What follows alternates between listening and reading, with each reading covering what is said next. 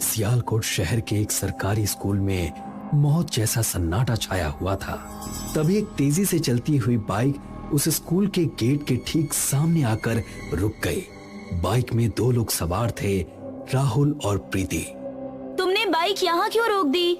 इस स्कूल के प्रिंसिपल तो तुम्हारे पापा है ना? हाँ, तुमने सही कहा, इस स्कूल के प्रिंसिपल मेरे ही पापा हैं। लेकिन तुम तो बोल रहे थे कि तुम्हारे दोस्त का रूम खाली है। वो इस वक्त सियालकोट में नहीं है। खाली तो है, लेकिन क्या है कि अचानक मेरी नजर इस गेट पर पड़ी, जो कि हमेशा बंद रहता है। देखो प्रीति, गेट इस वक्त खुला हुआ है। इससे बेहतर रोमांस करने की जगह हमें और कोई मिल ही नहीं सकती। पागल हो गए हो क्या तुम? हो सकता है कि अंदर कोई मौजूद हो। अरे यार, तुम कैसी बात कर रही हो? इस स्कूल के प्रिंसिपल मेरे पापा हैं। मैं भी इसी स्कूल से पढ़ा हूँ। मुझे लगता है चपरासी गेट में ताला लगाना भूल गया। हमें इस मौके का फायदा उठाना चाहिए। इतना कहकर राहुल स्कूल के अंदर चला गया, मगर उन दोनों ने स्कूल के अंदर कदम रखा ही था कि अचानक उन दोनों के कानों में किसी के गुर्राने की आवाज टकराई। ये किसकी आवाज है? राहुल प्रीति ने देखा कि गेट पर कोई खड़ा था और उसे देखकर उन दोनों की आंखें दहशत से फटी की फटी रह गईं। उन दोनों को एक बेहद भयानक चेहरे वाला व्यक्ति खड़ा दिखाई दिया, जो उन्हें घूर रहा था, जिसकी लाल लाल आंखें अजीब से अंदाज में चमक रही थी। कुछ ही देर में राहुल और प्रीति की चीख पूरे स्कूल में गूंज उठी। अगले दिन दोनों की लाश स्कूल के गेट पर मिली। प्रिंसिपल अतुल का रो रो कर बुरा हाल था। अपने बेटे की मौत की बात से मिस्टर अतुल बेहद चुप चुप से रहने लगे। वो अपने ऑफिस में बैठे हुए थे कि तभी मैथ्स के टीचर मिस्टर वर्मा उनके ऑफिस में आ गए। वो मेरा इकलौता जवान बेटा था जो मुझे छोड़कर चला गया और आज तक उसके हत्यारे का पता नहीं चल पाया। बुरा न माने सर, तो आपसे एक बात बोलूं? जी बोलिए। सर, आपको राकेश तो याद है ना? राकेश का नाम सुनकर अचानक प्रिंसिपल अतुल चौंक कर मिस्टर वर्मा की ओर देखकर बोले, तुमसे मैंने कितनी बार कहा है कि हम इस बारे में बात नहीं करेंगे। दीवारों के भी कान होते हैं। मैं आपसे यही कहने की कोशिश कर रहा हूं सर, कि उस रात के बाद से ही आपको नहीं लगता कि स्कूल में कुछ भी सही नहीं चल रहा? मुझे तो हर तरफ उसी की आवाजें सुनाई देती हैं। बकवास बंद करो। सर, आप माने या ना माने, लेकिन मुझे तो ये लग रहा है कि राहुल की हत्या उसी चपरासी के भूत ने ही की है। तभी अचानक टेबल पर रखे हुए फोन की घंटी बजने लगी। प्रिंसिपल अतुल ने फोन रिसीव किया और वो किसी से बात करने लगे। फोन रखने के बाद उनके माथे पर चिंता की लकीरें दिखाई देने लगी। क्या हुआ सर? किसका फोन था? आप इतने परेशान क्यों हो गए? जिस बात का डर था वही हुआ। एक तो अब तक मैं अपने बेटे की मौत के गम से नहीं उबर पाया हूँ, और ऊपर से ये पुलिस। सर, आप कहना क्या चाहते हैं? राकेश की मां ने हम सबके खिलाफ, इस स्कूल के खिलाफ पुलिस में कंप्लेन की है। हालांकि पुलिस ने उनकी बात पर यकीन नहीं किया है, लेकिन फिर भी वो इस स्कूल की तलाशी लेना चाहते हैं। तुम एक काम करो, जल्दी से साइंस की टीचर शीला दीक्षित और यहाँ के चौकीदार भीमा को ले आओ। अब ये मत पूछना कि मैंने उन्हें किस लिए बुलवाया है। प्रिंसिपल अतुल की बात सुनकर मिस्टर वर्मा शीला दीक्षित और चौकीदार भीमा को बुला लाए। यहाँ पर क्यों बुलाया आपने हमें? चलो मेरे साथ उसी जगह पर जहाँ पर राकेश सो रहा है। चारों स्कूल के उस हिस्से की तरफ चले गए जहाँ पर कोई आता जाता नहीं था। कुछ ही देर में वो सब स्कूल के सबसे आखिर में बने हुए कमरे के पास पहुंच गए, जिसकी जमीन कच्ची थी। भीमा पास में ही रखा फावड़ा उठाकर उस जमीन की खुदाई करने लगा। भीमा काफी देर तक खुदाई करता रहा। अंत में वो थकते हुए बोला, यहाँ पर तो कोई नहीं है प्रिंसिपल साहब। मुझे तो बहुत घबराहट हो रही है सर। कहीं ऐसा तो नहीं है कि राकेश की बॉडी हमारी गैर हाजिरी में किसी ने निकाल ली हो और उसने सारी की सारी बात राकेश की माँ को बता दी हो? अगर ऐसा हुआ तो हम चारों जिंदगी भर के लिए जेल में चक्की पीसेंगे सर। मिस्टर वर्मा ने इतना कहा ही था कि तभी अचानक उन चारों को कमरे में भूकंप आने जैसा एहसास हुआ। देखते ही देखते जमीन फट गई और उसमें से एक बेहद भयानक काले और स्याह चेहरे वाला व्यक्ति, जिसकी आंखें अंगारों की तरह बिल्कुल लाल थीं, उन चारों को खा जाने वाली नजरों से देखने लगा। उस व्यक्ति का पूरा शरीर सड़ा और काला हो चुका था। ये देखकर शीला दीक्षित के गले से एक जोरदार चीख निकल गई। ये कैसे हो सकता है? तुम तो मर चुके हो। प्रिंसिपल अतुल ने इतना कहा ही था कि तभी उस भयानक व्यक्ति के हाथों में भेड़िए जैसे नुकीले पंजे निकल आए और उसने एक ही बार में भीमा की गर्दन में अपने नुकीले पंजे गाड़ दिए। भीमा तड़पता हुआ गिरकर ढेर हो गया। शीला दीक्षित चिल्लाती हुई उस कमरे से भागी, मगर अचानक दरवाजा तेज आवाज के साथ बंद हो गया। अचानक वो भयानक दिखने वाला व्यक्ति पागलों की तरह हंसने लगा। उसके लंबे और पैने दांत किसी चाकू की तरह नुकीले थे। उसने बेहद फुर्ती से अपने उन पैने और नुकीले दांतों को शीला दीक्षित की गर्दन में गड़ा दिए। कुछ ही सेकंड में शीला दीक्षित का शरीर बिल्कुल पीला पड़ गया और शरीर निर्जीव होकर जमीन पर गिर पड़ा। उस पिशाच ने शीला दीक्षित के बदन से खून का एक एक कतरा निचोड़ लिया।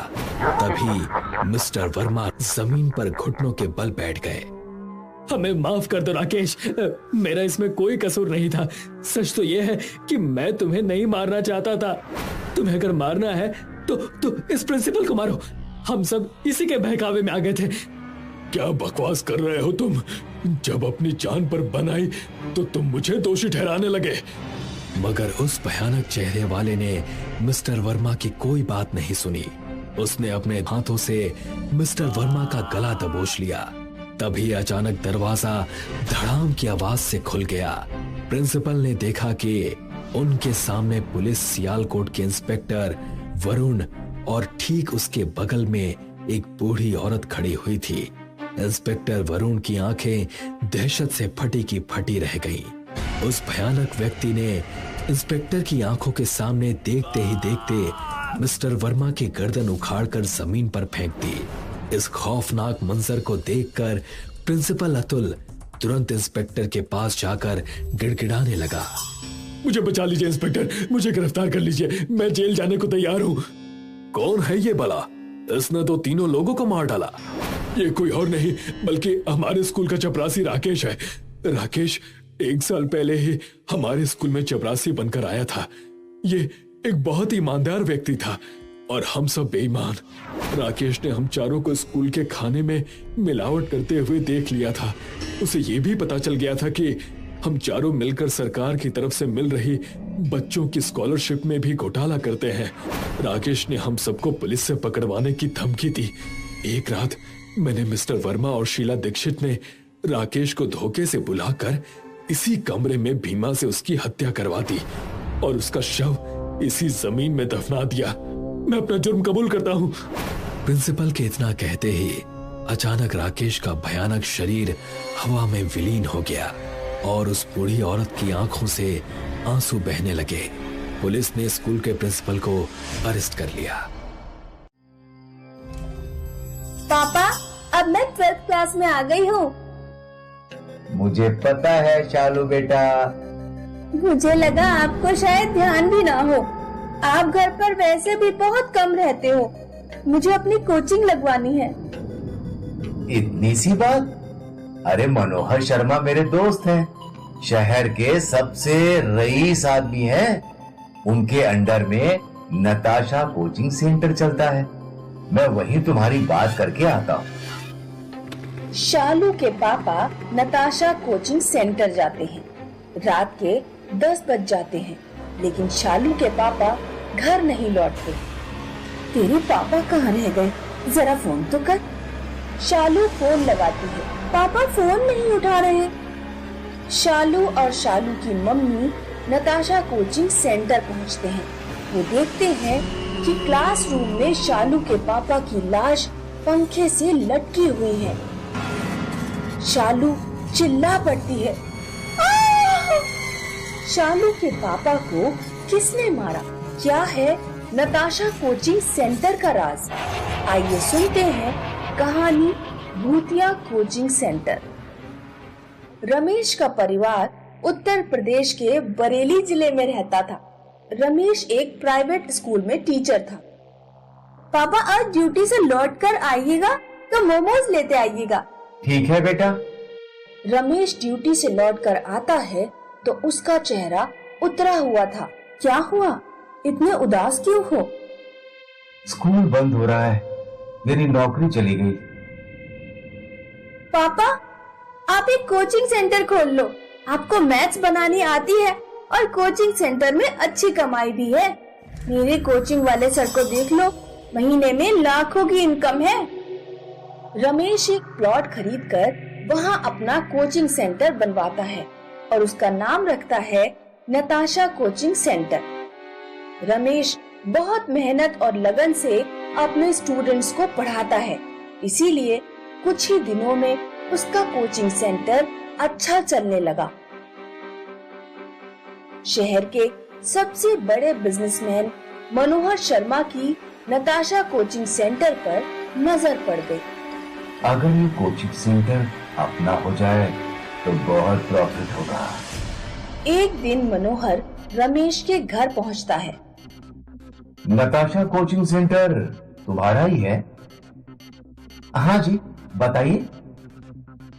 मैं मनोहर शर्मा हूं, मेरा नाम तो सुना ही होगा। मैं चाहता हूं तुम अपना कोचिंग सेंटर मुझे बेच दो। मैं इसमें फिजिक्स और केमिस्ट्री के टीचर्स भी रख दूंगा। मैथ्स तुम ही पढ़ाओगे, बस कोचिंग सेंटर मेरे अंडर में चलेगा। नहीं, मैं अपना कोचिंग नहीं बेचूंगा। पूरे शहर में कोई मुझे ना नहीं कह सकता। जिस चीज पर मेरा दिल आ जाए मैं उसे खरीद कर ही रहता हूं। मैंने आपसे कह दिया ना, नहीं बेचना है। ठीक है। मनोहर रात में कुछ गुंडे रमेश के घर भेज देता है और रमेश के पूरे परिवार को मरवा देता है। मनोहर नताशा कोचिंग सेंटर में अपने टीचर रखवा देता है और कोचिंग सेंटर उसके अंडर में चलती रहती है। 2 साल बाद, चलो बच्चों अब छुट्टी, अब हम दिवाली की छुट्टियों के बाद मिलेंगे। सारे स्टूडेंट्स चले जाते हैं और टीचर बोर्ड साफ करने लगता है। टीचर को 3 लोग बेंच पर बैठे दिखाई देते हैं। ये तीनों रमेश, रमेश की पत्नी और रमेश की बेटी के भूत थे। उनके चेहरे डरावने थे। अरे तुम लोग कौन हो? जाओ यहाँ से। तीनों आत्माएं टीचर का गला घोंटकर उसे मार देती हैं। अगले दिन मनोहर शर्मा कोचिंग पहुंचता है। सीसीटीवी चेक करो। मनोहर देखता है कि रमेश के पूरे परिवार का भूत टीचर को मार रहा है। अरे नहीं, ये तो वही तीनों लोग हैं। लगता है इनकी आत्मा भटक रही है। अगर ये सीसीटीवी फुटेज पुलिस के हाथ लग गई तो पुलिस रमेश के परिवार की हत्या की भी जांच करेगी और मुझ पर शक करेगी, इसलिए पुलिस स्टेशन जाना बेकार है। मनोहर घबरा जाता है। वो तुरंत अपने घर पहुंचकर पूरे घर में बॉडीगार्ड तैनात करवा देता है और एक तांत्रिक को बुलाकर पूजा पाठ करवाता है। वो तीनों आत्माएं मेरे पास तो नहीं आएंगी बाबा जी? नहीं, तुम निश्चिंत होकर सो जाओ। मनोहर रात में बिस्तर पर सो रहा है। अचानक उसकी आंख खुलती है तो रमेश का परिवार भयानक शक्लों में उसके सामने था। मुझसे गलती हो गई, मुझे माफ कर दो। हमारा हंसता खेलता परिवार तूने अपने लालच के चक्कर में बर्बाद कर दिया। मनोहर अपने कमरे से बाहर भागता है और अपनी कार स्टार्ट करता है। वो कार से तांत्रिक के घर की ओर भागता है। तीनों आत्माएं उसकी कार में आ जाती हैं। अब तू हमसे बचकर कहीं नहीं भाग पाएगा। मनोहर डर के मारे कार नहीं संभाल पाता और उसकी कार खाई में गिर जाती है। मनोहर मर जाता है।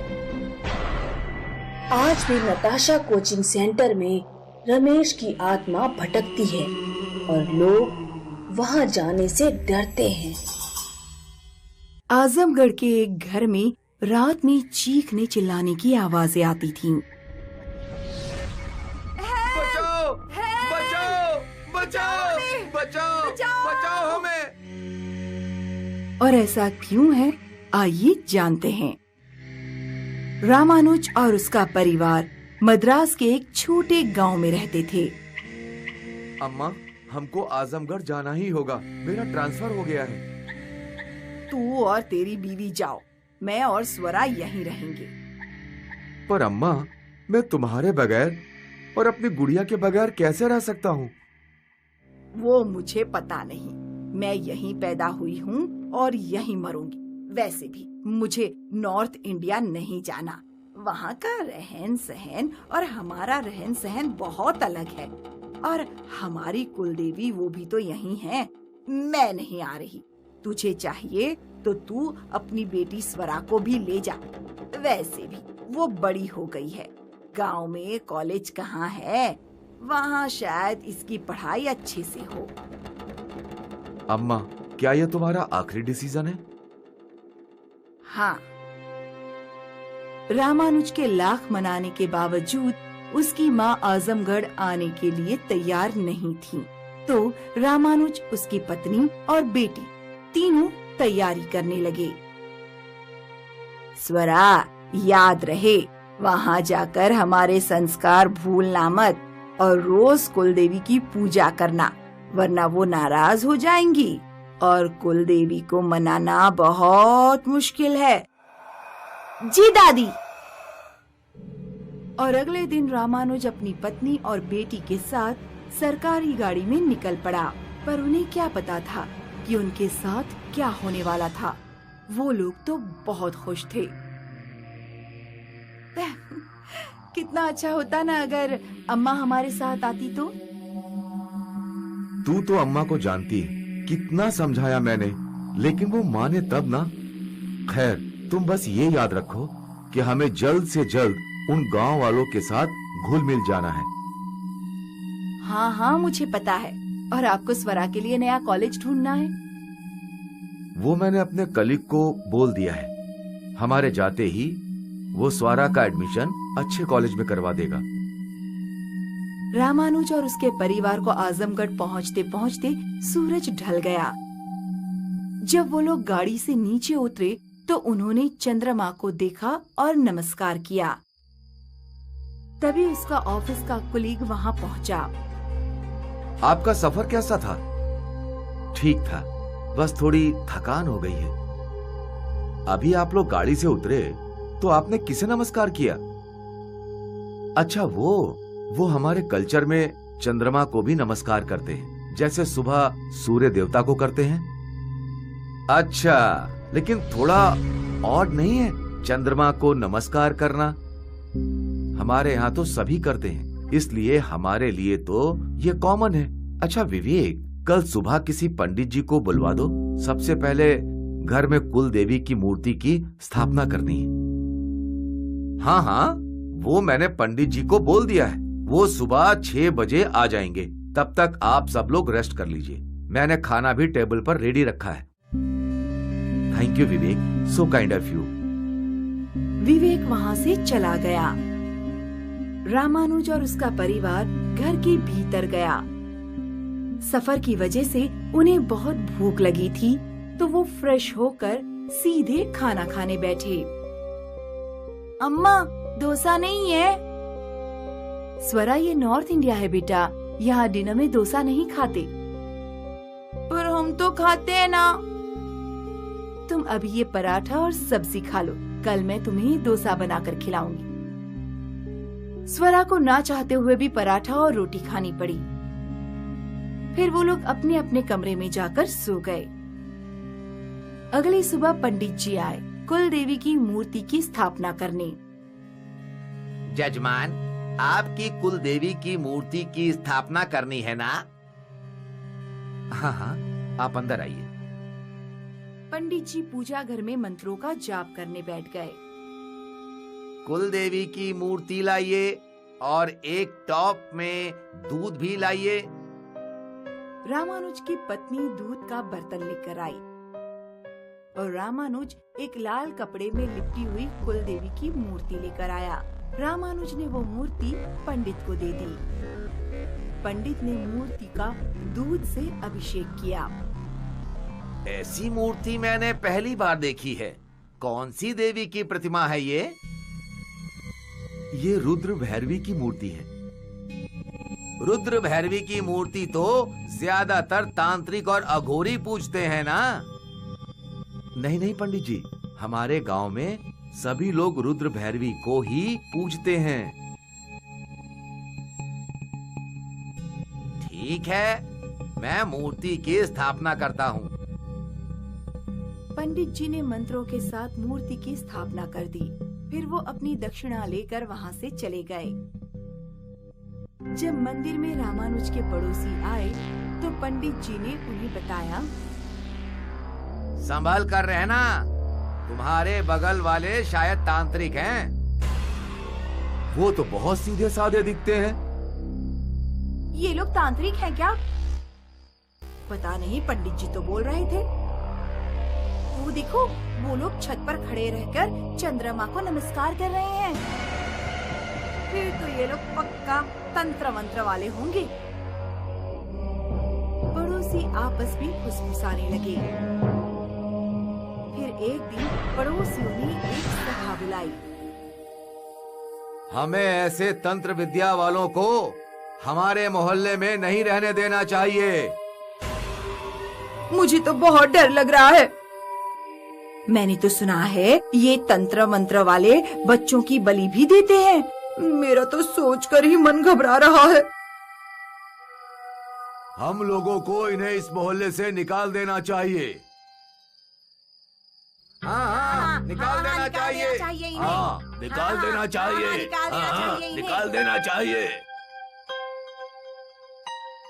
सारे पड़ोसियों ने झुंड बनाया और वो रामानुज के घर पहुंच गए, जहां रामानुज और उसका सारा परिवार उनकी संध्या आरती कर रहा था।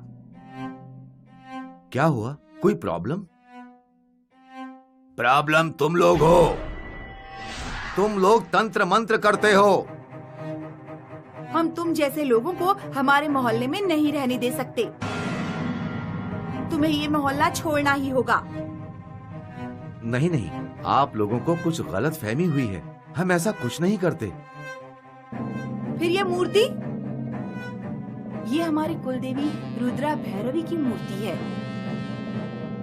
क्या ये भूतों की देवी नहीं है? है, लेकिन ये हमारी कुलदेवी है। सारे पड़ोसी रामानुज के परिवार की ओर बढ़ने लगे और गलती से रामानुज की पत्नी की साड़ी में दिए की आग लग गई। बचाओ! बचाओ! रामानुज बचाने आया और उसी हड़बड़ में उसका दूसरा दिया गिर गया, जिससे आग भड़क उठी और रामानुज और उसका परिवार जलने लगा। हमारी मदद करो! मुझे कोई बचाओ! हमारी मदद करो! Help! हमारी मदद करो! पूरा परिवार मदद की भीख मांगता रहा, पर किसी ने उनकी मदद नहीं की। सभी लोग अपनी जान बचाने के लिए घर से भाग निकले। इस दिन के बाद से हर रात इस घर से चीखने चिल्लाने की आवाजें आती हैं। पड़ोसियों में हिम्मत नहीं कि वो रात को इस घर के आसपास भी भटक सकें और इस घर को भूतिया परिवार के घर के नाम से जाना जाता है। आज भी रामानुज का परिवार रोज उस आग में जलता है।